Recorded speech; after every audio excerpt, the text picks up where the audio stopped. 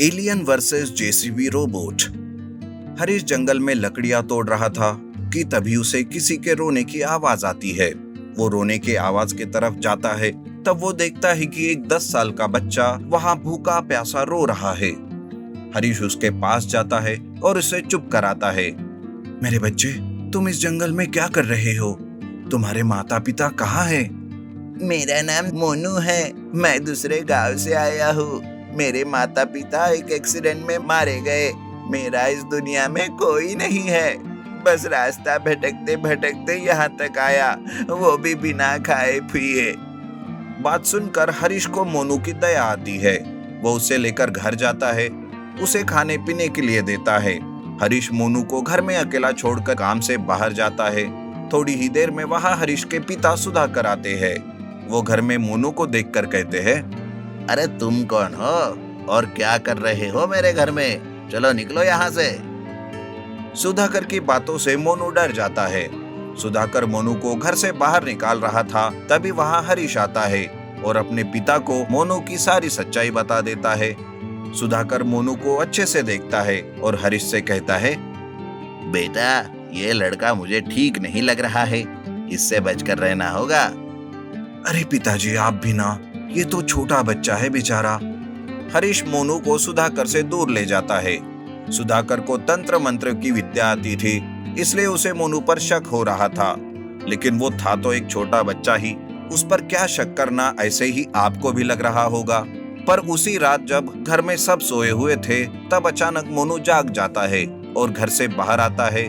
तभी अचानक से वहां एक एलियन आता है और वो कहता है, तुम्हें किसी ने पहचाना तो नहीं ना? सब ठीक तो है? हाँ, सब ठीक है। इन इंसानों को बेवकूफ बनाना कोई बड़ी बात नहीं है। तब वो दोनों मिलकर हंसने लगते हैं। दरअसल मोनू कोई इंसान नहीं बल्कि एक एलियन ही था और वो दोनों धरती पर अपने खोए हुए जादुई मणि को ढूंढने आए थे। तभी मोनू भी एलियन बन जाता है और वो दोनों मिलकर गांव में जादुई मणि को ढूंढने लगते हैं। जादुई मणि ढूंढते हुए वो गांव में तबाही मचाने लगते हैं। घरों में घुसकर वो लोगों को मारना, उन्हें धमकाने लगते हैं, घरों की तोड़फोड़ करने लगते हैं।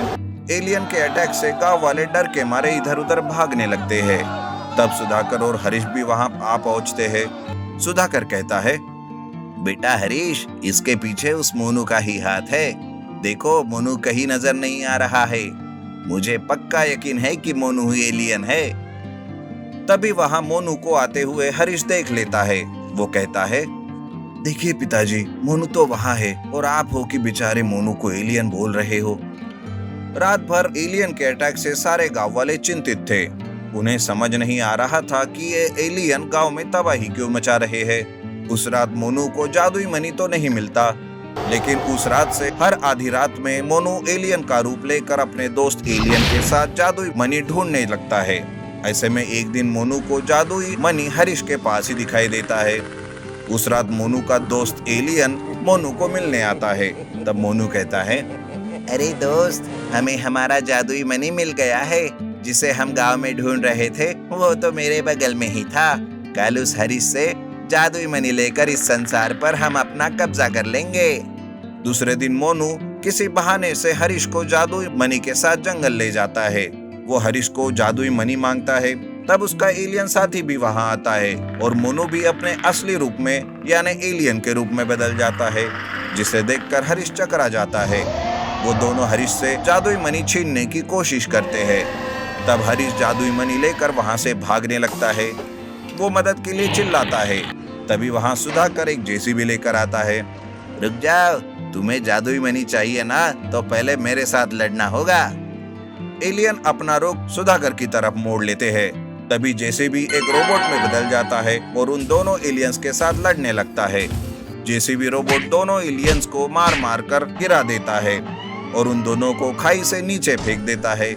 तब हरीश अपने पिता से कहता है, पिताजी, मैंने आपकी बातों पर विश्वास नहीं किया, मुझे माफ कर दीजिए। पर आपको कैसे पता चला इस एलियंस और जादुई मणि के बारे में? अरे, मेरी अंतरात्मा ही कह रही थी कि मोनू में कुछ गड़बड़ है। उसके बाद गांव की तबाही और साथ साथ कल मैंने उन दोनों की बातें भी सुन ली थी। मुझे सब पता चला, इसलिए मैं यहाँ इस जेसीबी रोबोट को साथ लेकर आया। बेटा, अब ये जादुई मनी तुम्हें जहाँ से मिला है वही वापस रख दो। हरीश उस जादुई मनी को गुफा के अंदर रख देता है जहाँ से उसने उठाया था।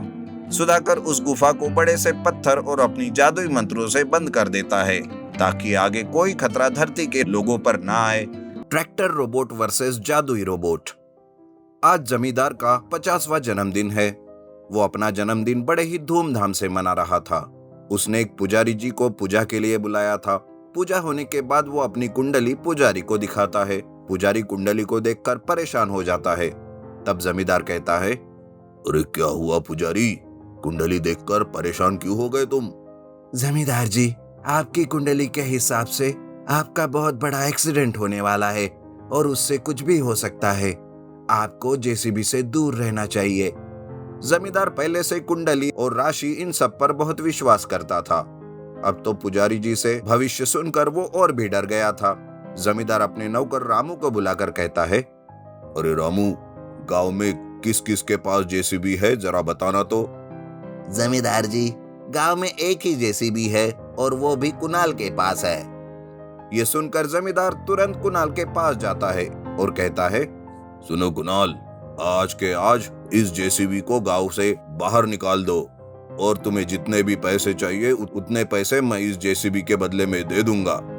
लेकिन जमींदार जी, ये जेसीबी ही मेरे रोजी रोटी का साधन है और मुझे मेहनत की रोटी खाना पसंद है। आपके पैसे मुझे नहीं चाहिए। दरअसल कुणाल बहुत ही स्वाभिमानी लड़का था। वो जमींदार की बात नहीं सुनता, जिस वजह से जमींदार को बहुत ही गुस्सा आता है।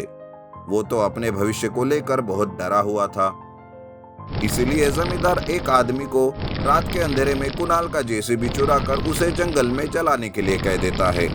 कुणाल अपने जेसीबी को घर में जब नहीं देखता तो वो सीधा जमींदार के घर जाता है और जमींदार से कहता है, जमींदार जी, ये आपने बिल्कुल अच्छा नहीं किया।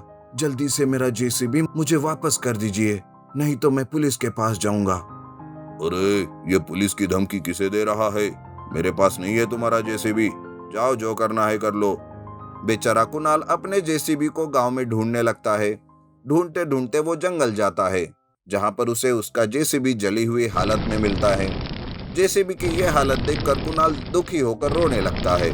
तब उसके रोने की आवाज सुनकर एक लिलीपुट अचानक वहां आता है और कहता है, अरे भाई, इतना क्यों रो रहे हो? तुम्हारे रोने की आवाज से हमारे लिलीपुट की दुनिया में भूकंप आ रहा है। कुणाल उसे अपना जला हुआ जेसीबी दिखाते हुए सारी बात बताता है।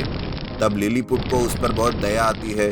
लिलीपुट अपनी जादुई शक्ति का इस्तेमाल करता है और कुणाल के जेसीबी को एक जादुई रोबोट में बदल देता है और कहता है, सुनो कुणाल, अब इसे तुम लेकर चले जाओ यहाँ से।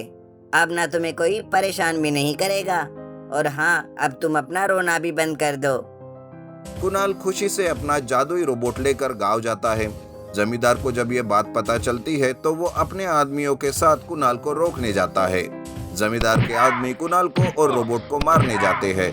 तब जादुई रोबोट जमींदार के आदमियों को मार मार कर भगा देता है। जमींदार भी दुम दबा के वहां से भाग जाता है।